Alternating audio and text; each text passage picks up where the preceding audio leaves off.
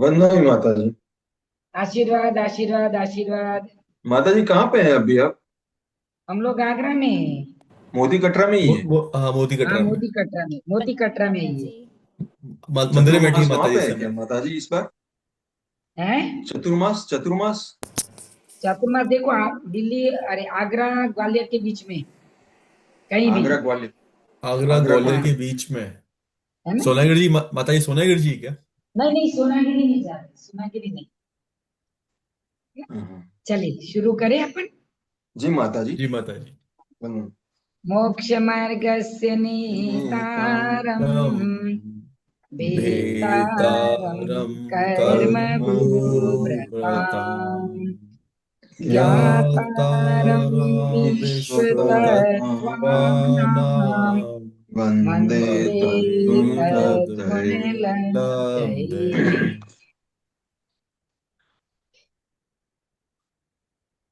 संत सिद्ध भगवान की, भगवान की जय। जय। आचार्य गुरुदेव विमल सागर जी महाराज की, जय। आचार्य गुरुदेव भरत सागर जी महाराज की, आचार्य जय। गुरुदेव चैत्य सागर जी महाराज राज की की, जय। जय। द्वादशांग चिन्वाणी माता वाणी माता की, की जय। अहिंसामय विश्व धर्म धर्म की जय। शाश्वत श्री माता जी माता की जी जय। की जय। જોઈએ तो જોઈએ। चलिए, कौन सा सूत्र आया था अपना? सूत्र शायद तीसरा। नंबर तीसरा बात चर्चा कर रहे हैं।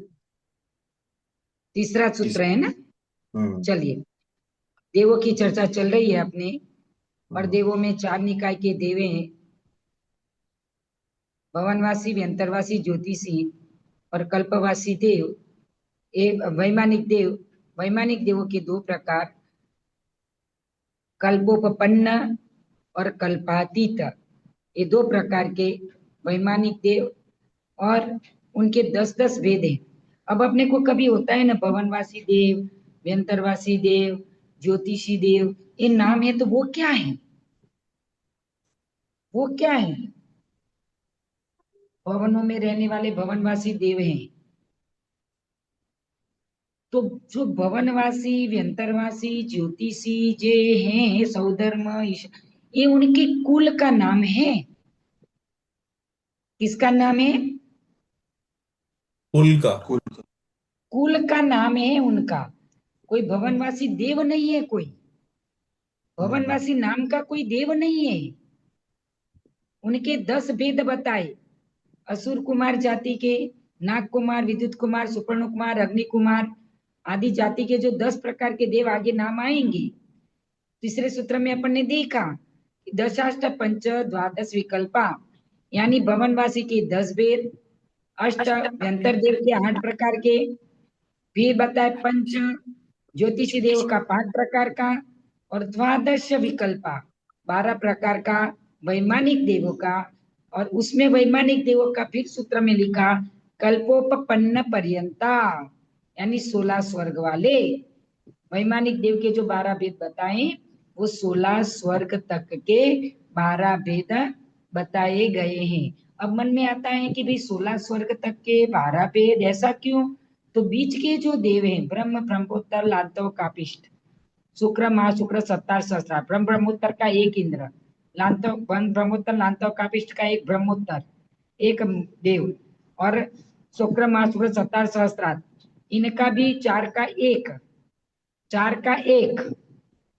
तो वो निकल गए जो बाकी चार, दो इसके और दो इसके, तो वो इंद्र निकल गए, उनके इंद्र निकल गए, इसीलिए 12 युगल बताए गए हैं, 12 वैमानिक कल्पोपपन्न विमान बताए गए हैं। अब कहते हैं कि भगवान भवनादिक, इनके कौन से हैं? कल्पोपपन्न किसको कहते हैं और कल्पातीत कहते हैं? कल्प किसे कहते हैं? बताइए, कल्प किसे कहते हैं? अपने पिछली बार ये तो हो गया था, अपना चौथा सूत्र भी हो गया था। कौन सा सूत्र है भाई? कौन से नंबर का सूत्र है? माता जी पांचवा तो ये नहीं, तीस। मैं लास्ट टाइम आया नहीं था। पांचवा छठा तो नहीं है कहीं? कहा है नहीं, 7वां नंबर चल रहा था अपना, प्रविचार का प्रश्न चल रहा था। आज वो अच्छा। नीरज भाई नहीं है क्या आज? नहीं नीरज भाई नहीं है माता जी। अच्छा, वो चल रहा था प्रविचार वाला। हम्म, है ना। सातवां सूत्र पढ़े थे अपन, काय प्रविचारा आ काय ऐशाना, है ना। ईशानात। ये सूत्र हम्म, पढ़े थे। अब प्रविचार क्या होता है? प्रविचार का अर्थ है मैथुन सेवन। हम्म, प्रविचार का अर्थ है मैथुन सेवन। तो कहते हैं कि देवों में भी क्या ये प्रविचार होता है क्या? तो इसमें ये कहा कि प्रविचार देवों में भी होता है। किनको कौन सा प्रविचार होता है, कैसे मैथुन सेवन करते हैं?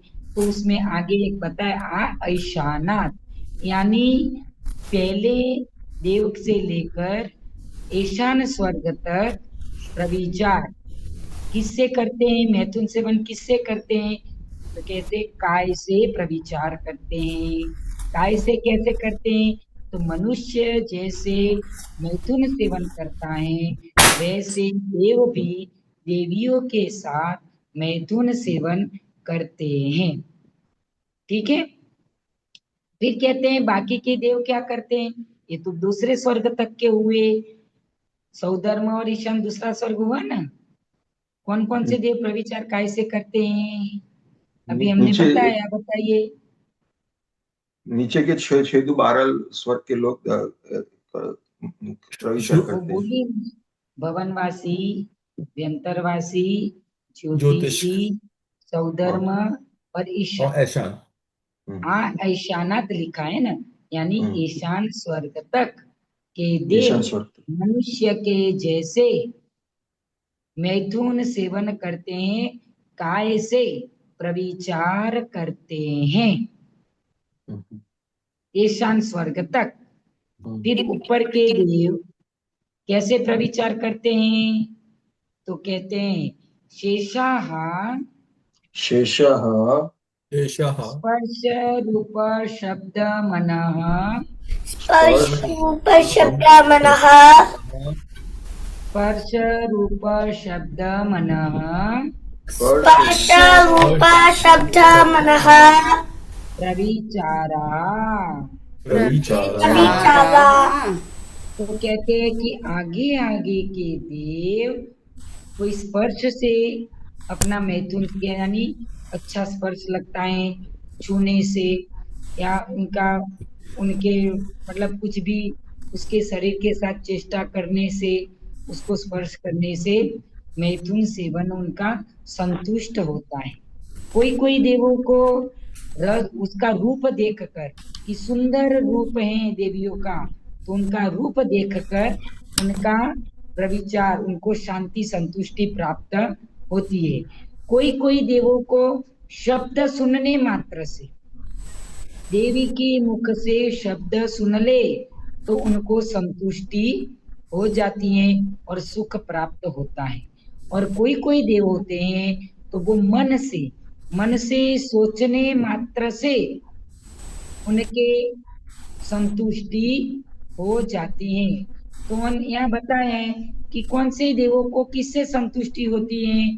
तो कहते हैं शब्द से किसको होती है?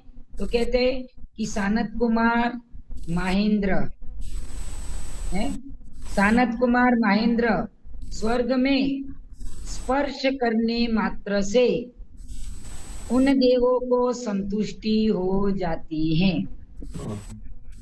लिख लेना, सानत कुमार महेंद्र स्वर्ग में स्पर्श करने मात्र से सुख की अनुभूति होती है। फिर आगे बताया ब्रह्म ब्रह्मोत्तर लांतव कापिष्ट में क्या होता है? तो कहते हैं ब्रह्म ब्रह्मोत्तर लांतव और कापिष्ट में देवी का रूप देखकर उनको संतुष्टि होती है, सुख को प्राप्ति होती है। फिर आगे में क्या है? तो बोले आनंद शुक्र महाशुक्र सतार सहस्रार, इन 4 स्वर्गों में शब्द सुनने मात्र से सुख की अनुभूति होती है। और उसके आगे के आनत प्राणत आरण अच्युत, इन स्वर्गों में मन से विचार मात्र करने से उनको सुख की प्राप्ति होती है। समझ में आया? बताइए। सौरभ भाई जी क्या माता समझे जी, आप इसमें?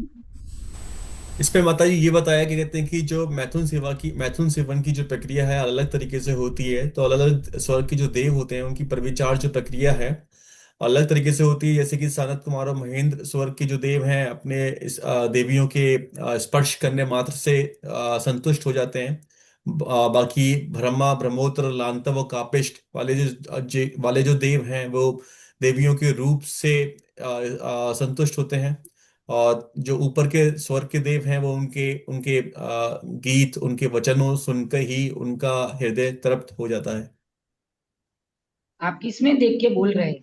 माता जी पीडीएफ, मैं नोट्स भी लिख रहा था, पीडीएफ भी पढ़ रहा था, तो मैं आपकी जो बात है ना उसे पीडीएफ में देख के और नोट्स पढ़ के अच्छा बोल अच्छा रहा था। अच्छा अच्छा। इतना बताइए, एक है बार ना? में याद नहीं हो पाएगा तो लिख रहा था क्या कहते हैं। नहीं नहीं, ये तो एक कथानक जैसा है।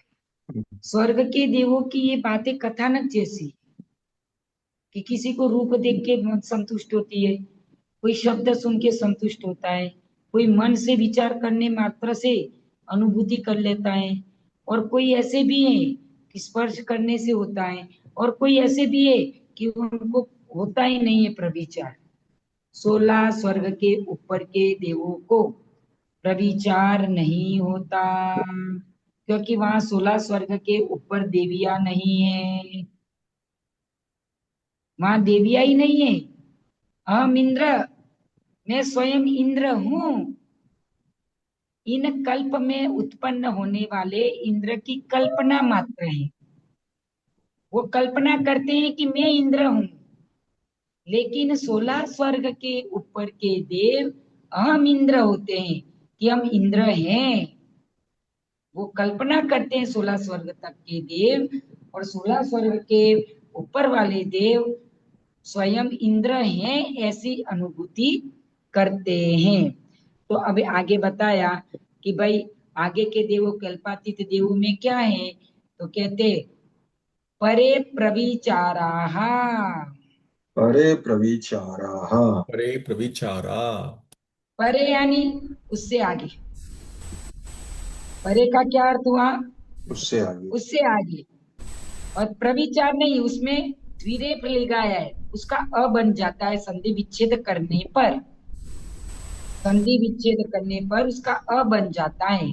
तो क्या हुआ? परे, आगे आगे, अप्रविचार यानी आगे आगे 9 ग्रैवेयक, 9 अनुदिश और 5 अनुत्तर में प्रविचार नहीं है, प्रविचार से रहित हैं। ठीक है? प्रविचार कहाँ तक है? 16 स्वर्ग तक। 16 स्वर तक। कैसे हैं वो प्रविचार? स्पर्श से, देखने से, सुनील जी, सुनने से और स्पर्श, मनुष्य की शब्द, तरह करने रूप। से भी। पहले स्पर्श, फिर रूप, फिर शब्द, और फिर मन। इन 4 प्रकार से। ठीक है? पर आगे के देवों को प्रविचार नहीं होता। अब कहते भवनवासी दशाश, तो आगे सूत्र आया, 7वां सूत्र, 6ठा सूत्र, तीसरा सूत्र आया। उसमें बताया था कि देवों के प्रकार। अब भवनवासी देवों के प्रकार यहाँ बता रहे हैं। भवनवासी देव कौन होते हैं? उनके भवन कहाँ होते हैं? वो कहाँ रहते हैं? आपको पहले बताया हुआ है हमने ये चीज को, है? आकाश एक बार में रहते हैं। जो भवनों में उसमें रहते हैं वो चर्चा, भवनवासी होते हैं। आपने एक बार शॉर्ट में बताया था माता जी 10 प्रकार के होते हैं। एक बार चर्चा आई थी, क्या कहते हैं, पहले जब बताया था आपने कि जो भवनों में रहते हैं और 10 प्रकार के होते हैं, वो याद नहीं है कौन कौन से होते हैं लेकिन। हम अभी चर्चा फिर कर लेंगे, सबको एक एक याद आ जाएगा। माता जी तो वहां पहले पे अब जैसे असुर जाति के देव है तो वे नीचे की साइड रहते हैं। चित्र पृथ्वी के नीचे। हाँ चित्रा वो पृथ्वी। नाम खरपाक, याद नहीं है। खरपाक, चित्रा पृथ्वी शायद। खरपाक, हाँ अभी की पंखपाक, चर्चा, हाँ खरपाक और हम, पंखपाक, हाँ हाँ ऐसे बोला। हाँ हाँ, अबुल भाग, खरबाग खरपाग और और पंखा। पंखबाग हाँ हाँ में, हाँ हाँ माता जी। खरबाग चित्रा पृथ्वी के 3 हिस्से हाँ बनाए, हाँ हाँ हाँ। खरबाग, पंख पंखबाग, भाग, अबुल भाग। बहुल अबुल भाग। भाग। हाँ अब बहुल भाग में प्रथम नरक है। हाँ हाँ हाँ हाँ हाँ। यहाँ से शुरुआत होती है रत्न प्रभा पृथ्वी की। हम्म खर भाग और पंख भाग में व्यंतर, और भवनवासी देव भवनवासी देव रहते हैं। रहते हैं, है ना। खरबाग में 9 प्रकार के भवनवासी और 8-7 प्रकार के व्यंतर रहते हैं, और पंख बाग में 1 प्रकार के भवनवासी और 1 प्रकार के व्यंतर देव रहते हैं।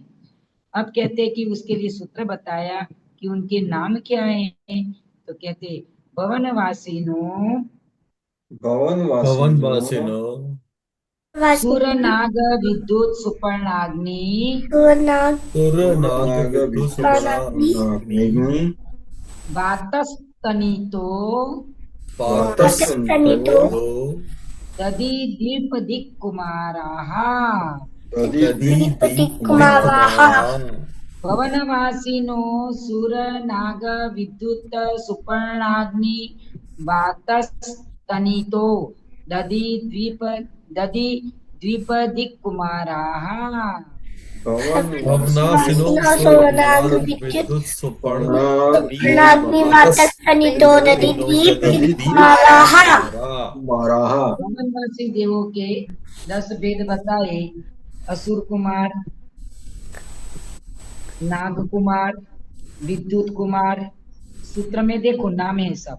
असुर हाँ जी, कुमार, बताइए। नाग कुमार, विद्युत कुमार, सुपर्ण कुमार, अग्नि कुमार, वात कुमार, स्तनित कुमार, उदति कुमार, दीप कुमार और दिक् कुमार। इनको सबको कुमार कहते। पीछे लिखा कुमारा, अंत्य दीपक है कुमारा। इसका मतलब ये हुआ कि कुमार शब्द सभी वेदों के साथ लगा लेना चाहिए। असुर कुमार के साथ भी कुमार लगाना चाहिए, नाग कुमार के साथ भी कुमार लगाना चाहिए, विद्युत के साथ भी कुमार लगाना चाहिए। नाम तो खाली इतना ही, असुर, नाग, विद्युत, सुपर्ण, अग्नि, वात, स्तनित, द्वीप, दिक, कुमार, ऐसे नाम है उसके। लेकिन कुमार शब्द सब में लगाना चाहिए। ये भवनवासी देवों के कुमार कहा जाता है। क्या कहा जाता है भवनवासी देवों को? कुमार कुमार कुमार कहा मा- जाता है। उपनाम पेटनाम माता में जी। कुमार लगाना ही पड़ेगा उनका साथ में। श्रीमती माता, इसमें एक प्रश्न है। इसमें एक प्रश्न है कुमार शब्द यूज करने में। तो नॉर्मली ये तो हमारे शास्त्र में देवों के बारे में बताया गया है। तो गुजरात में ऐसा आप जानते होंगे कि हर एक नाम के पीछे कुमार शब्द लगाते हैं। तो उसका और इसके साथ कुछ रिलेशन होगा? कुछ नहीं रिलेशन, कोई रिलेशन नहीं, कोई रिलेशन नहीं, है ना। चलिए अब कहते हैं असुर कुमार किसे कहते हैं? किसे कहते हैं असुर कुमार? आप जानते हो असुर कुमार देव कैसे होते हैं?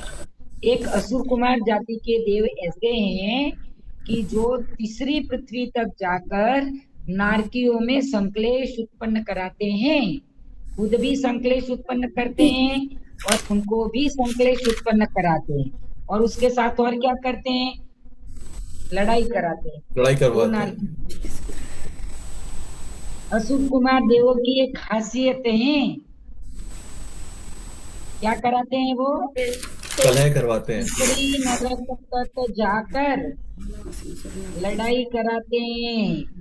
पूर्व भव के संबंधों की वैरों के संबंध में वैर पे उत्पन्न हो गया हो तो उस वैर की याद दिलाकर नारकियों को परस्पर लड़ाते हैं। और वो स्वयं मारते हैं ऐसा नहीं, नारकी को वो भी मारते हैं और नारकी दूसरे नारकी भी मारते हैं।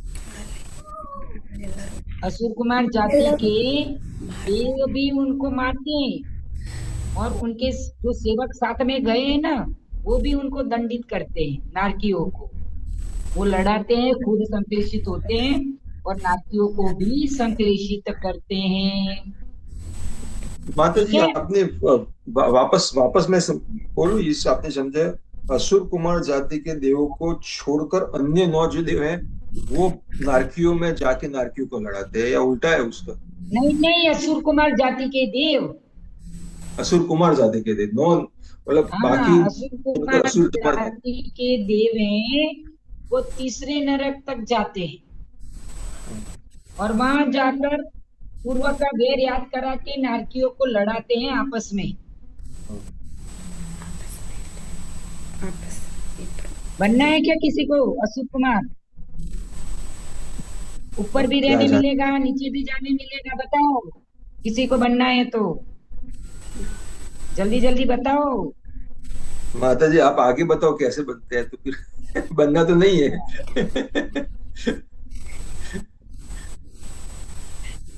तो ये असुर कुमार जाति के देव, यहाँ भी अपन यदि किसी को लड़ाने की बात करते हैं ना, इधर की बात उधर, उधर की बात इधर करे ना जब, तब समझ लेना हम असुर कुमार जाति के हैं। इसकी बात उसको, उसकी बात इसको करे तो समझ लेना हम असुर कुमार जाति के हैं। बनने की जरूरत नहीं है, यही बन जाओगे। स्वयं देख भी नहीं सकते और दूसरे को करने भी नहीं देते। माता जी जो इनके प्रकार है, विभिन्न प्रकार जो है इनके, क्या कहते हैं, नाग कुमार, असुर कुमार, विद्युत कुमार, तो ये जो नाम, इनके जो नाम है उसके हिसाब से इनकी क्या इनके उत्तरदायित्व भी है क्या, इनकी रिस्पॉन्सिबिलिटीज भी उनके नाम के हिसाब से ही है क्या, जो 10 तरह के प्रकार है ये असुर कुमार देवों की? क्या क्या क्या? जो असुर कुमार देवों के जो 10 प्रकार है ना माता जी, ये विद्युत कुमार, नाग कुमार, इस तरीके के जो भवनवासी देवों की 10 प्रकार जो है ना, क्या कहते हैं, विद्युत कुमार, नाग कुमार, इस तरीके हाँ से जो हाँ इनके इनके जो नाम है, क्या इनके जो उत्तरदायित्व हैं, जो इनकी रिस्पॉन्सिबिलिटीज हैं, वो उसी नाम से के हिसाब से है क्या? हाँ, विद्युत कुमार प्रकाश देता है, नाग कुमार नाग जैसे होते हैं। और ये माता जी बाकी इसका मतलब क्या हुआ, उदयदि कुमार और ये स्तनित कुमार, दिक कुमार? अभी आगे सबका भी अर्थ बता रही हूँ। ये पहला जी असुर माता कुमार का बताया है, अब जी दूसरा माता आया नाग कुमार देव। वो कहाँ रहते हैं? कहते रहते हैं कहाँ है नाग कुमार देव? तो सबसे पहले चंदन के वृक्ष पे नाग लिपटे रहते हैं ना। उनको पर्वत, चंदन का पेड़ आदि वृक्ष उनको बहुत अच्छे लगते हैं, बहुत अच्छे लगते हैं। तो नाग कुमार जाति के देव वहीं रहते हैं और कार्यों में विघ्न भी डालते हैं। कार्यों में ये नहीं कि चंदन के पेड़ पे लिपटे हैं नाग, वो नाग कुमार जाति के देव हैं। वो नाग कुमार जाति के देव नहीं है, वो तो नाग ही है ओरिजिनल। चंदन के पेड़ पे लिपटे हैं वो तो, लेकिन उस पेड़ पे नाग कुमार जाति के देव रहते हैं, पर्वतों पे रहते हैं, चंदन आदि के वृक्षों पे रहते हैं, है ना। अब तीसरा आया वात कुमार। ये कौन है? तो भगवान का दीक्षा कल्याणक होता है ना, जब भगवान का जब दीक्षा कल्याणक होता है तो उस दीक्षा कल्याणक के समय वात कुमार जाति के देव शीतल शीतल और सुगंधित वायु को बहाते हैं। वात कुमार जाति के देव तीर्थंकरों के दीक्षा कल्याणक में ठंडा ठंडा और सुगंधित, शीतल और सुगंधित पवन को प्रसार करते हैं। माता जी, हाँ जी। मुक्तागिरी तीर्थ क्षेत्र में हमारे मतलब गांव के पास, कारंजा लाड़ के पास एक मुक्तागिरी तीर्थ क्षेत्र है, तो वहां पे चंदन वृष्टि होती है माता जी। तो क्या ये बात अरे बहन जी क्या बात कर दी, 10वें नंबर के मंदिर में बहुत होती है ना। जी माता जी, हमारे एक बार ना हम मतलब गए थे मुक्तागिरी में दर्शन करने हेतु, तो हमारे ऊपर भी चंदन वृष्टि मतलब हमने लाभ उठाया उसका। अब समझ लो वो क्या चीज जी आपको। अब जाओ ना, अब आप जाओ ना तो 10 नंबर के मंदिर में देखना कि कितनी मधुमक्खियों के छत्ते हैं। जी माता जी है। वो चंदन नहीं है, मधुमक्खियों की बीट है। नहीं माता जी, वो केसरी कलर का मतलब पड़ता है थोड़ी देर, और बीट केसरिया कलर की होती है। पूरे नहीं माता जी, जहाँ पे मतलब रास्ते पे भी पड़ी थी, तो मतलब हम लोग चढ़ते हैं ना ऊपर, वहां मधुमक्खी उड़ती है ना। अभी हम लोग कोसमा में थे, हम लोग कोसमा में थे, तो एक मधुमक्खी का छत्ता, बहुत सारी मधुमक्खियां उड़ के आई वहां। वहां आई तो इतनी पूरा भर गया नीचे केसरिया बूंदी, बिंदु बिंदु बिंदु बिंदु केसरिया कलर से। हम बैठे तो हमारी साड़ी पर भी गिर गया, बताओ। और माता जी जहाँ इसलिए भ्रम निकाल दो। माता जी ऊपर कुछ भी नहीं हाँ है, पूरे हाँ, रास्ते पर मतलब वहां पे कुछ भी नहीं था, मतलब मधुमक्खी का छत्ता वगैरह कुछ भी नहीं, पूरा ओपन छत्ता स्पेस नहीं भी बना हुआ होगा तो मधुमक्खी उड़ती तो है ना बेटा, था। मधुमक्खियां उड़ती तो है ना बेटा, है?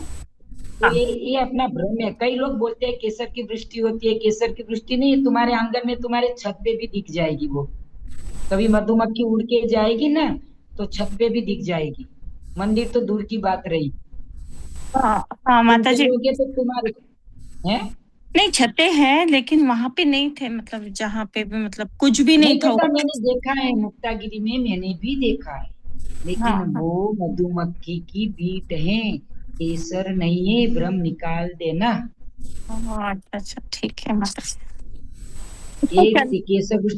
केसर वृष्टि तो कभी होती ही नहीं, देखो पहली बात ये समझ लो। नहीं कहीं मुझे पढ़ने में आया है क्या आपको कि केसर की वृष्टि हुई? नहीं केसर नहीं माता जी, चंदन का स्मेल आता था उसका चंदन मतलब। की, हाँ, मेरी बात सुनो, चंदन की वृष्टि कभी सुनी तुमने? नहीं नहीं नहीं। सुगंधित पवन, हाँ सुगंधित हर पवन वो प्रकार हो की सकता है। उसमें खस की भी स्मेल आ सकती है, उसमें गुलाब की भी स्मेल आ सकती है, उसमें मोगरे की भी स्मेल आ सकती है, उसमें रजनीगंधा का वो, रजनी वो रात रानी होती है ना, उसकी भी स्मेल आ सकती है, उसमें चंदन की भी स्मेल आ सकती है। वो कुछ ही मतलब एक दो मंदिर के बाहर, मतलब वहां पे पूरा रास्ते पे जाते आते पूरा हाँ हो बेटा, जाता है। जी मैंने माता। मैंने मागी मैंने वहां मुक्तागिरी में देखा है बेटा, और ये अनुभव हमने कोसमा में भी किया। अच्छा छत्ता बना नहीं था, मधुमक्खियां आ रही थी, तभी हमारे हमारी साड़ी पे गिरा, बताओ। ये मधुमक्खी की बीट है बेटा, चंदन नहीं है, भ्रम निकाल देना। ठीक है माता जी। ये चंदन नहीं है, ठीक ठीक ओके। ठीक है? जी जी माता यदि आपको ये बात सही लगे तो स्वीकार कर लेना, बाकी बात सही, तार्किक सही है जी माता जी ठीक है ना? वंदन। जी कहीं जी भी कहीं भी ये चंदन वृष्टि कहीं देखी, पंचाश्चर्य होते हैं, सुगंधित पवन होता है, लेकिन वृष्टि होती है सुगंधित द्रव्य के, देखा कभी क्या? हाँ माता जी, है? नेमगिरी एक तीर्थ क्षेत्र है ना, तो वहाँ एक बार हम दर्शन करने गए हाँ, थे, तो मूर्ति मूर्ति में से मतलब पानी जैसा, मतलब एक अभिषेक हो रहा था, तो अब एक क्या ये। बता दूं, अब मैं बताती हूँ, मैं आपको उसका भी बताती हूँ बेटा। जी माता ये हाँ सब है ना, अपने को लगता है कि ये सब अच्छा अतिशय हो रहा है, लेकिन ये पतन की तरफ अपने को ले जाता है समाज को। ये ये अच्छा शुभ संकेत नहीं होती, अशुभ संकेत है बेटा इस। माता जी, तो ये क्या है? भद्रबाहु उपस्थित भी आता चरित्र है। में लिखा है, भगवान का हंसना, भगवान का रोना दिखना, भगवान के शरीर से पसीना निकलना, भगवान क्रीड़ा करते हुए दिखना, ये जी सब अशुभ चिन्ह है बेटा आगे आगे के लिए। जी माता जी, ये मैंने पढ़ा था, मैं इसीलिए आपसे पूछना चाह रही थी कि उपसर्ग में आता है क्या, मतलब जो नहीं, भी। उपसर्ग नहीं, भगवान के पर कैसा उपसर्ग? अच्छा मतलब कुछ भगवान अशुभ के पर संकेत। केवली भगवान के पर तो कभी उपसर्ग होता ही नहीं है। ये तो क्या है, कभी क्या होता है पता है कि मंदिर हम्म, में हवा निकलने की जगह नहीं है, सफोकेशन हो रहा है, तो अपने श्वासोश्वास का जो वहां भरा है, उसका श्वासोश्वास का अपना श्वास कितना गरम गरम आता है कि नहीं, जी, तो मूर्ति उसके कारण मूर्तियों में से पानी निकलने लगता है। अच्छा हम लोग अभी जयपुर गए थे, और 24 मंदिर बहुत अच्छा है, 24 भगवान का मंदिर है, और बड़ी बड़ी मूर्तियां है वहां, समझ लो 2.5-3 फुट की मूर्तियां है, पद्मासन सब 2.5-2.5 फुट की तो होगी मेरे हिसाब से। अब वो मूर्तियां हम अंदर, जब महाराज जी ने उसका छत गिरने वाली थी तो पूरी मूर्तियां बाहर निकलवाई, छत बनवाई, और फिर इसके बाद महाराज जी ने विराजमान भी कराया, वेदी प्रतिष्ठा कराई। तो वेदी प्रतिष्ठा के समय मूर्तियां जब रख रहे थे कारीगर, और हम लोग अंदर गए, और अंदर 4-6 लोग बैठ गए और 4 कारीगर, 4-6 लोग हम साधु साधु और 4 कारीगर, 8 लोग हम अंदर बैठ गए, 8-9 मूर्तियों में पसीना छूटने लगा। बताओ, पानी चढ़ने लगा दीवारों में से, मूर्ति में से, सफोकेशन होता है ना बेटा। तो ऐसा अब होता है। और अच्छा ये सब यदि वास्तव में भी हुआ है तो वो अशुभ संकेत है, जी जी माता जी। उसको शुभ नहीं मानना चाहिए कभी भी। हम प्रचार प्रसार करते हैं જો એક વાર अपन, ફેરવી છે જો આ ચોખ્ખો જ છે ગ્લાઉઝ ધોઈ લો ચોખ્ખું कौन बोल रहा है આપણે भाई? 200 પર 220 નું 200 પર કરવી છે 5 મિનિટ પછી कौन बोल रहा है? किसका माइक गीता चालू है? बंद कर दरवाजा। માઇનસ પ્લસ પ્રાઇઝ બરાબર। गीता जी, आप क्या चर्चा कर रहे हो ग्लास की? आपको अपन म्यूट कर दारू स्पीकर। हाँ, सॉरी माता तो जी। कभी भी ऐसी बात होती है ना तो जी। खुश होके प्रचार भी नहीं करना चाहिए इस बातों का। जी माता जी ठीक है। ये सब अशुभ संकेत है बेटा। जी। यदि ऐसा होता भी है तो समझ लेना कुछ न कुछ अशुभ होने वाला है जी ना? ठीक। जी माता जी ऐसा ही मैंने भी देखा है, क्या कहते हैं, पचोकरा में। अब तो शायद आपको मौका भी लगा होगा जाने का, क्योंकि वो रास्ते में ही पड़ता है जब जाते गए हैं हम गए है हैं। ना। तो मैंने वहां पे देखा है माता जी, क्या कहते हैं कि खाली प्रतिमा ही नहीं, पूरी की पूरी दीवार भीग मतलब बहुत समय पुरानी बात है, हाँ, जब मैं गया था, पूरी की पूरी दीवार पूरे के पूरे मंदिर से, पूरे के पूरे मंदिर से झरते पानी निकलता है। और प्रतिमा से इतना पानी की बाल्टी भर जाए, हाँ, होता है। तो वो कि बाल्टी भर जाए, मतलब सफोकेशन इतना होता पानी है, निकल रहा है। या तो वो हाँ, हाँ होता है, लेकिन वो कोई चमत्कार नहीं है, आश्चर्य नहीं है। ये होता है, बाहर का वातावरण, अंदर अंदर से उसको निकलने की जगह नहीं मिलती है, तो बाहर के वातावरण की भीड़ भाड़, और ये चीजें भीड़ भाड़ में ज्यादा होती है। ये पूरी दीवार अपने घर में बारिश के मौसम में अपने घरों में नहीं होता है क्या ऐसा? बताओ। सीलन आती है पुरानी माता जी, घर ऐसा होता है, सीलन सीलन सीलन आ जाती है। आती है ना, आती हाँ है, सीलन। सीलन आती है, घर में भी आती है ना। तो ये होता है, ये कोई बड़ी बात नहीं है, ठीक है प्रवृत्ति जी। लेकिन माता जी जैसे बोलते हैं ना कि देवो भी भगवान की पूजा करने आए, अभिषेक करने आए, तो अपन उसको देव का नहीं माने ना, तुम्हें थोड़ी दिखाएगा देव। ये पूजा नहीं कर मानते नहीं, तुम्हें लेकिन नहीं बोलते दिखाएगा, कि घंटे की अभिषेक आवाज आ रही है। तो अभिषेक देव अभिषेक करते हैं तो उनको मार्जन करना भी तो आता है, तुम्हारे देखने के लिए थोड़ी रखेंगे वो अपनी क्रिया करके चले जाते हैं। और फिर माता जी घंटे की आवाज आती है ये सब मंदिरों से। देखो सुनो, ये सब भ्रमित करने की बातें हैं, कभी भी ऐसा नहीं होता। और यदि ऐसा अपने को दिखता है, नेचुरली दिखता है, तो समझ लेना कुछ अशुभ संकेत हो रहा है। भद्रभाव चरित्र में आप पढ़ लेना ये सब,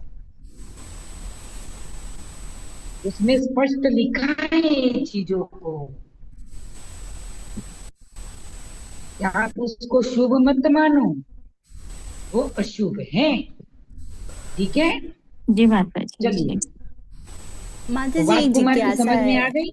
हाँ, हाँ, माता जी बोलिए। एक जिज्ञासा है, तो माता जी फिर अतिशयकारी मूर्ति वो कैसे डिफाइन करते हैं, वो कैसे बताते हैं कि ये मूर्ति अतिशयकारी है? अरे तुम्हारे परिणाम अच्छे, तुमने जैसे भगवान के आगे एक कोई भावना भाई, जी माता और तुम्हारे निकलने से पहले वो भावना पूर्ण हो जाती है, तो हमें उसके पर श्रद्धा हो जाती है। उस भगवान पे हमें क्या हो जाता है? श्रद्धा हो जाती है कि यहाँ जाने से मेरा कार्य की पूर्ति हो जाती है। तुम्हारी मानसिकता भी वो बन जाती है। अब तुम्हें जब भी कोई कार्य की आवश्यकता होगी, आप वहां जाओगे, और तब की श्रद्धा कुछ अलग ही होती है। अलग अलग ही मतलब कैसे कि दूसरे भगवान के जैसी श्रद्धा होती है वैसी श्रद्धा नहीं होती है। एक अंतरंग से श्रद्धा तुम्हारी जुड़ जाती है भगवान के प्रति, वहां चमत्कार है, वहां तुम्हारी इच्छाएं पूर्ण होती है।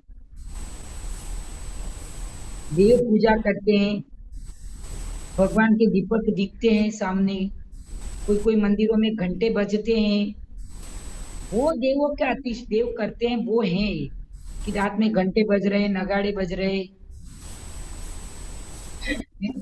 तो और माता जी चमत्कार वो तो अशुभ नहीं है ना, वो सुन सकते हैं? नहीं नहीं नहीं नहीं नहीं नहीं, वो तो शुभ है, वो तो शुभ है। नगाड़े बजना, घंटे बजना, वो तो शुभ है। दीपक जलना, वो तो शुभ है। और अतिशय भगवान में नहीं होता है, ध्यान रखना। हमने बताया ना, अभी आपको क्या बताया, अतिशय हमारी श्रद्धा में होता है। जी माता जी। हमारे परिणाम, किसी ने बोल दिया महावीर जी जाओ, तुम श्रीफल चढ़ा के आ जाओ, तुम्हारा कार्य सिद्ध हो जाएगा। अब हम घर से निकलते हैं तो किस भावना से निकलते हैं बताओ? कितनी श्रद्धा से निकलते हैं घर से, और कितनी श्रद्धा से भगवान महावीर के सामने दर्शन करते हैं, कितनी श्रद्धा से उस श्रीफल को भगवान महावीर के सामने रखते हैं। क्या इतनी श्रद्धा से आप दूसरे भगवान के सामने रख रहे हो क्या? महावीर भगवान, उस मंदिर में महावीर भगवान भी है, सप्तऋषि भी है, आदिनाथ भी है, अजितनाथ भी है, सभी भगवान है। और भगवानों के सामने तुमने उस श्रद्धा से नमस्कार किया क्या? बताओ प्रवृत्ति जी। हाँ माता जी, आपसे पूछ मंदिर, रही हूँ। हाँ माता जी मंदिर में तो जब जाते हैं तो सेम ही श्रद्धा से जाते हैं। नहीं बस लगता है तुम्हें? तुम्हें बात बता रहे हो, तुम्हें अनुभव करना है चीज की। सेम श्रद्धा नहीं होती। भगवान महावीर के पास, महावीर जी जाना है तो भगवान महावीर से जितनी श्रद्धा है, अन्य भगवान अपना, भगवान महावीर के सामने अभिषेक देखने खड़े रह जाते हो, भगवान महावीर के सामने 5 मिनट हाथ जोड़ के खड़े रह जाते हो, बाकी भगवानों के सामने खड़े रहते हो क्या? ये चावल माता चढ़ाए, जी ये जनरली भटूरे, तो ये भागे, हम जनरली कचनेर के पार्श्वनाथ भगवान, कचनेर के माता जी जहाँ पार्श्वनाथ पे भगवान है ना, भूलना है कि जिंतूर वहां के पे नेमिनाथ भगवान, जिंतूर के नेमिनाथ भगवान, कचनेर के पार्श्वनाथ भगवान, पेटन के मुनि सूरतनाथ भगवान, हमें पता है कि अतिशयकारी मूर्ति है। तो उनके सामने जैसे एक उदाहरण के रूप में बताओ, एक बालक है और वो बालक, उसको पता है कि माँ मेरी इच्छा को पूर्ण करेगी, या पिताजी मेरी बात को सुनकर मेरी भावना को पूर्ण करेंगे, तो बालक कहाँ जाता है बताओ? पिताजी करते हैं ऐसी बालक की इच्छा पूर्ण, तो माँ के पास जाता है क्या? बताओ चलो नहीं। प्रवृत्ति जी। माता जी बोलिए वो आगे। तो मटेरियलिस्टिक हो गया ना माता जी, वो तो ऐसा है कि मुझे पता है इससे मुझे ये सामान मिलेगा तो मैं तो उससे बस ये जिस श्रद्धा से बालक पिता के पास जाते हैं ना, उस श्रद्धा से हम भगवान के पास जाते हैं। हर तो माता भगवान जी के पास, हर आपने मंदिर बताया था में कि नहीं जाना चाहिए मंदिर में, मनोकामना लेके नहीं जाना चाहिए। नहीं जाना चाहिए, लेकिन संसारी जीव है हम, संसारी जीव है ना बेटा। कुछ न कुछ भावना तो मन में आ ही जाती है। कोई आपत्ति में है तो भगवान के सामने जाके तुरंत मन में नहीं होता, आंखों में आंसू आ जाता है कि भगवान मेरी आपत्ति टल जाए। होता है कि नहीं होता है, ऐसा बताओ? ऐसा होता है माता जी। है ना? जी माता जी। हमें नहीं जाना सबसे बेस्ट है, लेकिन हम संसारी प्राणी हैं तो हम कुछ इच्छा के बिना जा भी नहीं रहे। बताओ, एक मंदिर में जहाँ तुम्हारी श्रद्धा लगी है कि भाई ये भगवान के मंदिर में जाने से मेरे को बचपन से यही पूजा करता हूँ, और वहां तुम्हारी इच्छाओं की पूर्ति भी होती है, और वो तुम्हारी श्रद्धा इतनी है कि तुम्हारी इच्छा की पूर्ति होती है, तुम्हारी पॉजिटिविटी इतनी है कि तुम पॉजिटिव इतने हो कि तुम्हारी इच्छा पूर्ण होती है। लेकिन वही दूसरा मंदिर है तो वहां हम नहीं जाते हैं, रास्ते में भी आया तो अंदर दर्शन करने भी नहीं जाते हैं। बताओ, जैसे अभी सौरभ भाई बोले थे, सौरभ भैया बोले ना कि पचोखरा, अब शनिवार होता है तो पचोखरा चलो भाई शनि ग्रह निवारण के लिए, और वहां जाते हैं लोग, श्रद्धा से श्रीफल रखते हैं। एक बार श्रद्धा की पूर्ति हुई, मतलब इच्छा की पूर्ति हुई, दूसरी उनकी श्रद्धा और बढ़ गई तो फिर दूसरी बार गए, फिर श्रद्धा बढ़ गई, तो उनकी श्रद्धा इतनी अंतर तन्मयता से वो भक्ति करते हैं भगवान की कि उनकी श्रद्धा जो भावना है वो पूर्ण होती जाती है। तो इतनी तन्मयता से जिस भगवान के आगे करोगे वो सब भगवान हमारे लिए चमत्कारी हैं। पर भगवान माता के जी चमत्कार। काल्पनिक नहीं, पर जैसे कुंडलपुर जी है यहाँ पर जबलपुर के पास में, तो वहाँ कुंडलपुर में बड़े बाबा की जो मूर्ति है उसके बारे में तो यही बोलते हैं कि जब औरंगजेब थे तो वो उस मूर्ति को खंडित करने आए थे, तो उनके हमारे किसी से। हाँ हाँ। हाँ, मैं ये बता रही हूँ, हमारे साधु संतों के लिए नहीं होता। रक्षाबंधन की कथा सुनी है ना आपने?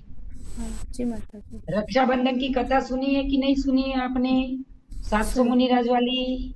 नहीं सुना है। उपसर्ग हुआ था माता जी मुनिराजों पर, वो सुनी है हमने। उपसर्ग किया था, हाँ। 4 ब्राह्मणों ने उपसर्ग किया था। हम्म। मुनिराज एक नहीं सुना है।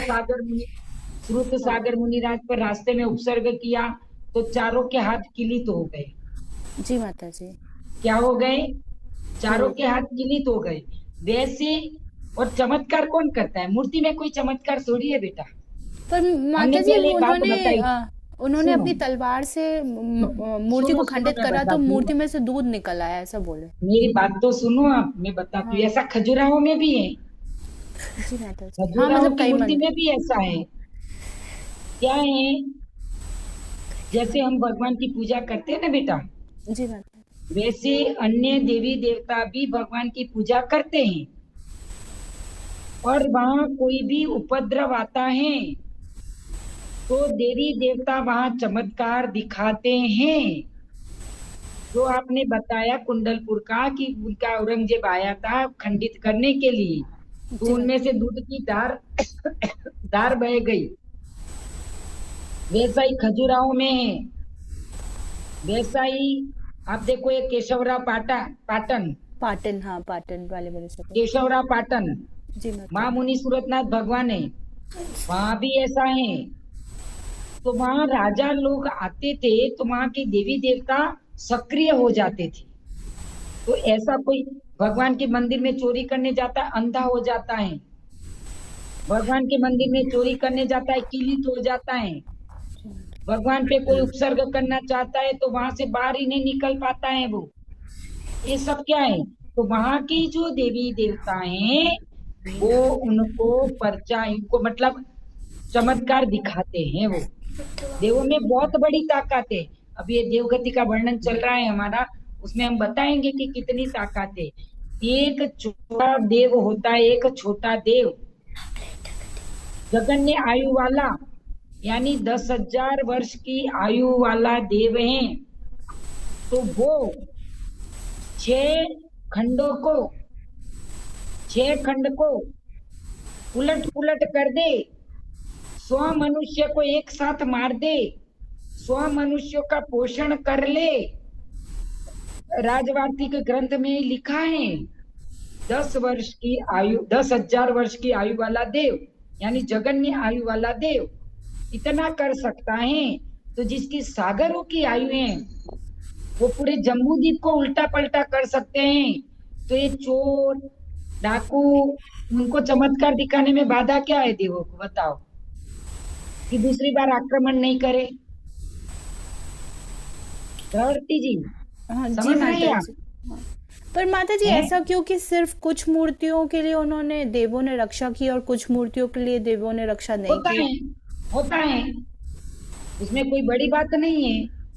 अपने घर में होते हैं, जैसे घर में कभी कभी ऐसा होता है घर में कि अपने परिवार का कोई व्यक्ति ऐसे ही कोई देव बन गया है और किसी को इष्ट है, तो आगे की बात उसको संकेत कर देता है कि आगे ये होने वाला है। वो सच है करता है माता कि जी। नहीं करता है? हाँ वो हैं? सच, वो सच सच्ची है, घटनाएं होती है। सच है, सच्ची बात है। इष्ट होते हैं पूर्वज अपना, तो अपने को सहायता भी करते हैं, और अनिष्ट है हमारे लिए तो परेशान भी करते हैं अपने को।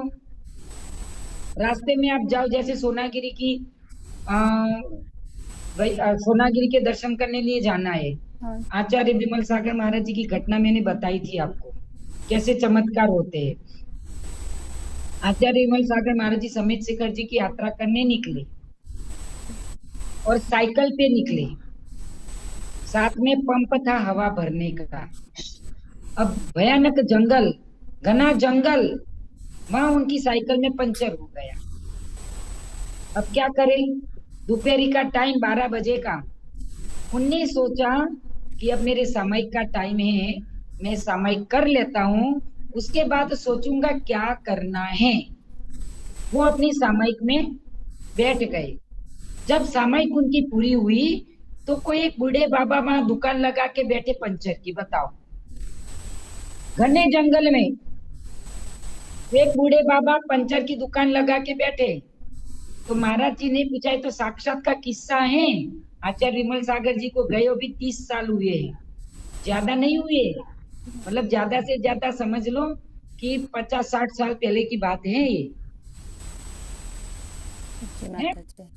तो उनने बाबा को जाके पूछा, बाबा मेरी साइकिल का पंचर कर दोगे आप? तो बोले हाँ बेटा कर दूंगा। तो उनने साइकिल का पंचर करवाया, वहां निकलवाया पंचर, फिर वो चले गए वहां से साइकिल लेके। लेकिन घटना क्या घटी, उनके जो हवा भरने का पंप था वो जंगल में छूट गया। अब जंगल में छूट गया तो बोले कि आगे चाहिएगा, तो वापस वो लेने के लिए वापस आए। जब वापस आए तो पंप उसी स्थान पे रखा है, वहां कोई दुकान नहीं है, वहां कोई पंचर निकालने वाली दुकान नहीं है। बताओ ये क्या है? तो जो धर्म जिनेंद्र देव का भक्त होता है उनकी सहायता देव भी करते हैं। भक्ति हमारी अटूट भक्ति होती है तो देव भी सहायता करते हैं। कभी यात्रा करने निकले, रास्ते में कोई रास्ता नहीं दिख रहा, कोई नहीं दिख रहा, कोई एक बूढ़ा बाबा दिख जाएगा, उनको अपन पूछेंगे भैया ये रास्ता, ये हमें शिखर जी जाना है, हमें सोनागिरी जाना है, माघीतुंगी जाना है, हमें कुंडलपुर जाना है, कहीं जाना है, आधी रात है और बाबा वहां दिख जाते हैं और उनको अपन रास्ता पूछते हैं और वो बताता है इस रास्ते से चले जाओ, और फिर वो बाबा कहाँ गायब होगा पता ही नहीं चलता, पीछे मुड़ के देखो तो वो क्या है? बताओ क्या है वो? तुम्हारी अंदर की श्रद्धा, तुम्हारे भावनाएं इतनी निर्मल हैं कि वहां तुम्हें तुम्हारे कोई कार्य अटकते नहीं है, कोई कार्य में विघ्न नहीं आता है। परिणामों में इतनी विशुद्धि आवश्यक है। विमल सागर महाराज जी ने ये सोचा, डरे नहीं, पंचर हो गया हो जाने दो, मेरा सामयिक का टाइम है, मैं सामयिक करूंगा। नमोकार मंत्र के जाप किए उनने चिंता नहीं करी, तो देवों ने अपने आप सहायता करी। तो माता जी पंचम काल में भी देव रहते हैं और देव लोगों की सहायता करेंगे। विमल सागर महाराज पंचम काल के तो थे बेटा। हाँ, पर बोलते हैं ना कि पंचम काल में ये सब चीजें कम हो जाएंगी। वैमानिक देव नहीं आते, वैमानिक देव नहीं आते, भववासी अंतरवासी तो आते हैं। वैमानिक देव मतलब 16 स्वर्ग के देव नहीं आते। जी माता जी, ठीक है ना? जी माता जी। भवनवासी अंतरवासी का तो यहाँ पेड़ पौधे पे रहते हैं, वो कहाँ जाएंगे बताओ? है? पर तो माता जी ये जो देव रहते हैं, फिर अगर देव हैं तो फिर उनको कोई बुला भी सकता है और कोई वापस भी भेज सकता है, ऐसा भी तो लोग बोलते हैं ना। मतलब किसी को कोई देव आते हैं। मन गढ़ंत बातें हैं, मन गढ़ंत बातें। तुम्हारे बस में नहीं हो को देव को बुला लो, और तुम्हारे बस में नहीं हो कि देव को भेज दो। ये वो बुआ लोग करते हैं ना। हाँ, जो बुआ लोग तंत्र मंत्र करते हैं ना, तो वो कर देते हैं, वश में कर देते हैं ऐसे देवों को, जो दूसरे को कष्ट पहुंचाने वाले, उनको बोतलों में बंद कर देते हैं उसको। ऐसे होता है, ये होता है बेटा, है ना? जी पर रूप दिखता थोड़ी है उनका, कुछ नहीं दिखता है। तो वो कैसे होते हैं माता जी? हवा की तरह? हवा? हाँ, कुछ भी नहीं दिखता है। वो तो किल ठोक देंगे तो वहां किलित हो गया देव, किलित हो जाता है। फिर तो देव का स्वरूप थोड़ी दिखता है अपने को बेटा। ठीक है ना? जी माता जी, समझ में आ गया आपको? जी माता जी। बहुत सारा इसमें व्यंतर भवनवासी देवों का बहुत सारा वर्णन आएगा आगे आगे हम आगे बहुत सारा उनके भवन कहाँ है और उनके कितने प्रकार के हैं भवन, कहाँ रहते हैं, है ना। तो अपन हम बात कुमार का देखा कि भगवान के दीक्षा कल्याण के समय सुगंधित और शीतल पवन को प्रसार करने का काम बात कुमार देव करते हैं। तो फिर स्तनित कुमार क्या करते हैं, तो कहते हैं कि स्तनित कुमार देव तीर्थंकर की जो समव शरण की भूमि है ना, जहाँ समव शरण लगा हुआ है, तो वो समव शरण की भूमि में गंधोदकमय वृष्टि करते हैं। स्तनित कुमार देव क्या करते हैं, जहाँ समव शरण लगा है वहां पे गंधोदकमय वर्षा करते हैं। हरिवंश पुराण में पढ़ा है, उसमें आया है हरिवंश पुराण में। और वो रहते कहाँ हैं, तो बोले पाताल लोक में रहते हैं वो, है। जी माता जी। फिर ये भी बताया राजवाटिक में बताया कि जो शब्द करते वो स्तनित कुमार, जिनके शब्द उत्पन्न होते हैं वो स्तनित कुमार, ऐसी परिभाषा भी है उनकी। फिर अग्नि कुमार देव, तो अग्नि कुमार देव किसको कहा, तो कहते हैं कि ये अग्नि कुमार देव हमेशा प्राज्वल्यमान यानी चमकते बिजली के मतलब उसके जैसे, अग्नि के जैसे, और समव शरण के जो कोठे बने हैं ना, 12 कोठे, उसमें ज्योतिषी, भवनवासी, व्यंतरवासी, कल्पवासी और मुनि, आरिका, मनुष्य, तिर्यंत सभी बैठते, उसमें 7वें नंबर के कोठे में ये अग्नि कुमार देव बैठते हैं। भवनवासी का नंबर 7वें कोठे में आता है, तो वहाँ ये देव बैठते हैं अग्नि कुमार देव, और पाताल लोक में रहते हैं, है? और इनको मन करे कि मेरे को क्रीड़ा करनी है, क्रीड़ा यानी खेल करना है मेरे को, तो फिर वो वहां से पाताल लोक से ऊपर आके क्रीड़ा भी करते हैं। वो पाताल लोक से ऊपर आकर क्रीड़ा भी, खेल भी खेलते हैं, वो अग्नि कुमार देव। फिर कहते हैं भवनवासी देवों की, भवनवासी देवों में जो भेद बताए अग्नि कुमार, भवनवासी देवों के और भी भेद बताए, तो अग्निबाद कुमार, स्तनित कुमार, उदती कुमार, दिक कुमार, दीप कुमार है। ये सब दिशाओं का, दिशाओं में दिक कुमार, दीप कुमार, द्वीपों में रहने वाले दीप कुमार है, और दिशाओं में रहने वाले जिसके आवास बने हुए, भवन बने हुए दिशाओं में रहते हैं, वो दिशाओं को साफ सुथरी करने वाले हैं, वो हो गए उनके ये अर्थ हो गए। ठीक है, अब आगे कहते हैं कि माता भाई जी माता जी उदती कुमार का क्या रहा, उदती कुमार और सुपर्ण कुमार? उदती यानी जल, उदती का अर्थ है जल, जल की वृष्टि भी करते होंगे, सुगंधित जल की तीर्थंकरों के समय में। तो फिर माता जी ये वाले भी तो अच्छा, ये स्तनिक कुमार जो आपने बताया वो तो समोषण की भूमि में, 7वें कोठे में। गंधोदक में तीर्थंकर के कल्याणक में, समोषण भूमि में, केवल ज्ञान कल्याणक में। जी माता जी। और सुपर्ण कुमार माता जी है, सुपर्ण कुमार, सुपर्ण कुमार, नाग कुमार, वो नाग जाति के ही है सब। अच्छा, जाति उनकी आगे आएगा, हम उसका बताएंगे।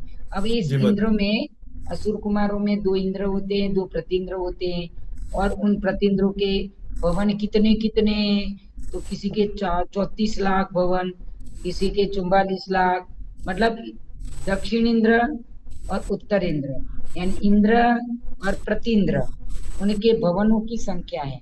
हमने अभी चार्ट बनाया है, वो चार्ट का हम फोटो खींच के आपको भेज देंगे कि इनके कितने कितने भवन हैं, और उनके जिनालय कितने भवनवासी देवों के, तो 7,72,00,000 जिनालय। कितने जिनालय हैं भवनवासी के? 7,72,00,000 जिनालय। उसमें असुर कुमार के 64 लाख,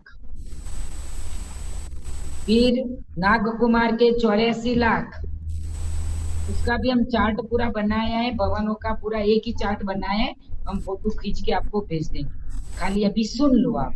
तो असुर कुमार के 64 लाख, नाग कुमार के 84 लाख, सनीदीप कुमार के सुपर्ण कुमार के 72 लाख, द्वीप कुमार के 76 लाख, उदती कुमार के 76 लाख, सनित कुमार, विद्युत कुमार, दिक कुमार, अग्नि कुमार, उन सबके 76 लाख, और वायु कुमार के 96 लाख विमान हैं, और उन विमानों में भवन हैं।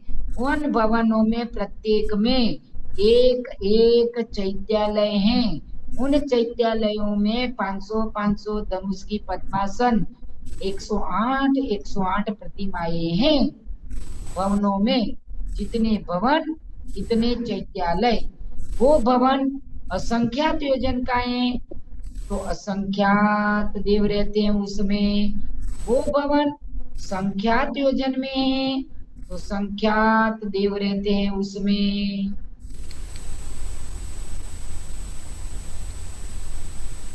ठीक है, संख्यात योजन के भवनों में संख्यात देव रहते हैं, और असंख्यात योजनों के भवनों में असंख्यात देव रहते हैं। अब देवों का निवास कहाँ है? तो कहते हैं कि 3 प्रकार का निवास है देवों का। भवन, भवनपुर और आवास। कितने प्रकार का निवास है देवों का? भवन, 3 प्रकार भवनपुर, का। आवास। भवनपुर, भवन, आवास। भवनपुर और आवास। तो भवन कहाँ है? तो रत्न प्रभा पृथ्वी में। भवनवासी देवों के भवन कहाँ है? रत्न प्रभा पृथ्वी में। भवनपुर कहाँ है? तो कहते हैं द्वीप समुद्रों में भवनपुर है, द्वीप और समुद्रों में भवनपुर है। और आवास कहाँ है? तो उनको अच्छा लगता है तालाब, सुंदर तालाब हो, सुंदर पर्वत हो, सुंदर वृक्ष हो, उसके पर अपना आवास बना लेते हैं, उसी पर अपना आवास बना लेते हैं ये लोग भवनवासी देव। इसीलिए कहते नहीं है कि खंडर जमीन हो, शून्यागार हो, वहां पे कभी भी ऐसे कहीं भी निश्चय बोले बिना जाना नहीं चाहिए। पेड़ के नीचे बैठते भी हैं, लघु शंका दीर्घ शंका के लिए जाते भी हैं, तो वहां निश्चय बोल के ही जाना चाहिए, क्योंकि उस पेड़ पर उस देव ने अपना स्थान बनाया है। यदि वहां गंदगी करोगे तो वो तुम्हें बाकी नहीं छोड़ेगा। समझ गए? जी माता जी। हैं? क्या समझे? निश्चय बोलना है माता जी। हैं? निश्चय निश्चय बोलना बोलना है। चाहिए। ठीक है, उन देवों के रंग भी हैं, उन देवों के रंग भी हैं भाई, कलर हैं अलग अलग। पर माता जी वो तो दिखते नहीं है ना। देवों के अलग अलग कलर भी हैं, तो उस चार्ट में वो भी लिखे हुए हैं। वो पूरा एक चार्ट का फोटो खींच के हम भेज देंगे, ठीक है आपको, कि असुर कुमार का कृष्ण रंग का है, गरुड़ कुमार भी श्याम वर्ण का है, फिर उदती कुमार भी काल श्याम, मतलब बहुत गहरा काला है, फिर विद्युत कुमार बिजली जैसे हैं, अग्नि कुमार जलती हुई अग्नि की ज्वाला के समान है, नाग कुमार श्याम वर्ण के, द्वीप कुमार श्याम वर्ण के, सनित कुमार गहरे काले रंग के हैं, और दीप कुमार श्याम वर्ण के बताए गए हैं।